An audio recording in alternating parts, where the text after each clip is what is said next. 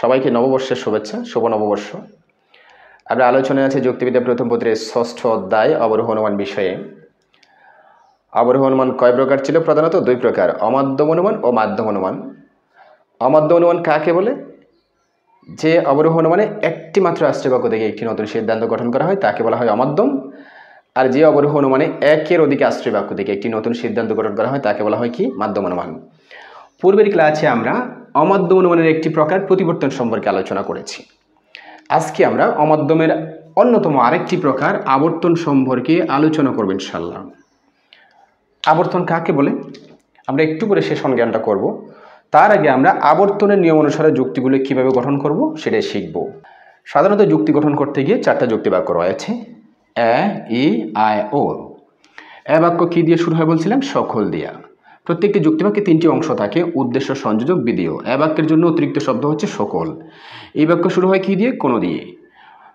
কোনো মানুষ নয়, অমর। মানুষ হচ্ছে উদ্দেশ্য, নয় হচ্ছে সংযোজক, আর অমর বিধেয়। আই বাক্য কিছু দিয়ে শুরু হবে, মাঝখানে হয় থাকবে, কিছু মানুষ হয় শিক্ষিত। ও বাক্য কিছু দিয়ে শুরু হবে, মাঝখানে নয় থাকবে, কিছু মানুষ নয় সামাজিক। এবং পাশাপাশি ব্যাপ্যতার সার্ট। ব্যাপ্যতার সার্ট মানে হচ্ছে, ব্যাপ্যতা মানে কি? কোনো পদের সংখ্যার দিককে বোঝাচ্ছে, অর্থাৎ কোন পদটি, কোনো একটি পদ সংখ্যার দিক কতটুকু বোঝাচ্ছে। যদি সমগ্র অংশকে বোঝায় তাহলে সেটা হচ্ছে ব্যাপ্য হবে। যেমন এ বাক্য দেখো তো, এ বাক্যের উদ্দেশ্য হচ্ছে ফুল, বিধি হচ্ছে সুন্দর। সকল ফুল হয় সুন্দর। কাজে খুব খেয়াল করে আমি এখানে 4টা বাক্য লিখছি, এ, ই, আই, ও। যুক্তিবাক্য কয়টা বলছি? সাধারণত 4টা, এ, ই, আই, ও। এ বাক্যের উদ্দেশ্য ব্যাপ্য, বিধি অব্যাপ্য। উদ্দেশ্য ব্যাপ্য 100তে 100 জনকে বোঝাবে, আর বিধি হচ্ছে অব্যাপ্য। এই বাক্যের 2টি ব্যাপ্য, আই বাক্যের 2টি অব্যাপ্য, ও বাক্যের উদ্দেশ্য পদ অব্যাপ্য, বিধেয় পদ ব্যাপ্য। সারটা একটু খেয়াল রাখবা। এর বিপরীত হচ্ছে ও, ই এর বিপরীত হচ্ছে কি? আই। কাজেই এবার আমরা আবর্তনের নিয়মে অমাধ্যম অনুমানের যুক্তি গঠন করব। আমি এখানে লিখলাম, এ বাক্যের আবর্তন দেখাও, ই বাক্যের আবর্তন দেখাও, আই বাক্যের আবর্তন দেখাও, ও বাক্যের আবর্তন দেখাও। আবর্তনের নিয়মে এক কথায় হচ্ছে, আবর্তনের যুক্তি গঠন করতে গেলে 4টা নিয়ম রয়েছে। কয়টি নিয়ম? 4টি নিয়ম রয়েছে। প্রথম নিয়ম, 1 নম্বর নিয়ম, আশ্রয় বাক্যের উদ্দেশ্য পদ। আমরা জানি অমাধ্যম অনুমানে প্রত্যেকটা যুক্তিতে 2টি যুক্তি বাক্য থাকবে, একটি হচ্ছে আশ্রয় বাক্য, আরেকটি হচ্ছে কি? সিদ্ধান্ত। আশ্রয় বাক্যের উদ্দেশ্যবোধ সিদ্ধান্তে বিধেয় স্থানে যাবে, নাম্বার 1। 2 নম্বর নিয়ম আবর্তনের, আশ্রয় বাক্যের বিধেয়বোধ সিদ্ধান্তের উদ্দেশ্য স্থানে আসবে। তৃতীয় নিয়ম, গুণ একই হবে। 4 নম্বর নিয়ম, আশ্রয় বাক্যের কোনো অব্যাপ্য পদ, ব্যাপ্য অব্যাপ্য, কোনো অব্যাপ্য পদ সিদ্ধান্তে ব্যাপ্য হতে পারবে না। কাজে আবর্তনের নিয়ম কয়টা বলছি তোমরা অবশ্যই নোট করো। আবর্তনের 4টি নিয়ম রয়েছে। এক কথায় আমরা যেমন একটি এ বাক্য লিখলাম, এ বাক্যকে যদি আমরা আবর্তনের নিয়মে সিদ্ধান্তটা নিই, এ বাক্যকে এ বাক্যে আবর্তন করা যাবে না। করতে গেলে আশ্রয় বাক্যের একটি অব্যাপ্য পদ সিদ্ধান্তে ব্যাপ্য হয়ে যাবে, যার কারণে এ বাক্যকে এ বাক্যে আবর্তন করতে পারি না। তবে এ বাক্যকে আই বাক্যে আবর্তন করা যাবে, এক্ষেত্রে ব্যাপ্যতার কোনো সমস্যা হবে না। আই বাক্য কি দিয়ে শুরু হয় বলো তো? কিছু দিয়ে, কিছু।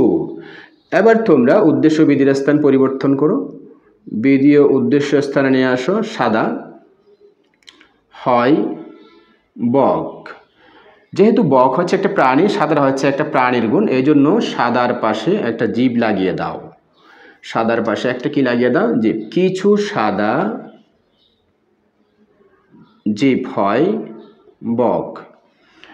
সো তোমরা আশা করি বুঝতে পারছো, এ বাক্যের আবর্তন হবে আই বাক্যে। আমি আরেকবার বলছি, আবর্তনের নিয়ম কয়টা বলছি আমরা? 4টা। আশ্রয় বাক্যের উদ্দেশ্যপদ সিদ্ধান্তে বিধেয় স্থানে যাবে। প্রথমটা হচ্ছে আশ্রয় বাক্য, সুতরাং দিয়ে যেটা আমরা যুক্তিবাক্য গঠন করেছি সেটা হচ্ছে সিদ্ধান্ত।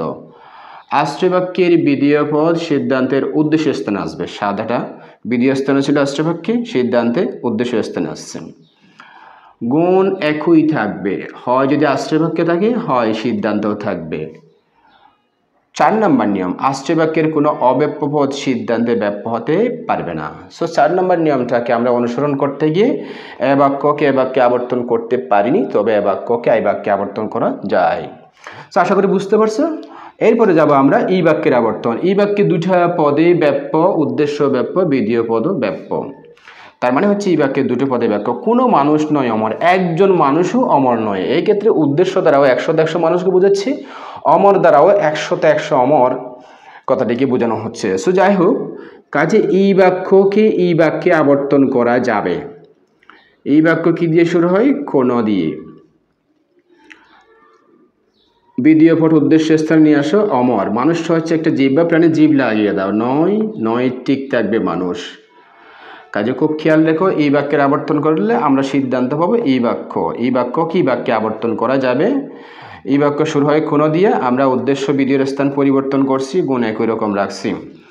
এরপরে যাব আমরা আই বাক্য।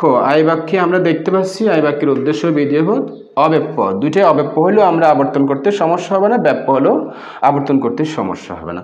কাজে আই বাক্যের আবর্তন হবে কোন বাক্যে? আই বাক্যে। আই বাক্যে কি দিয়ে শুরু হয় বলতো? কিছু দিয়া।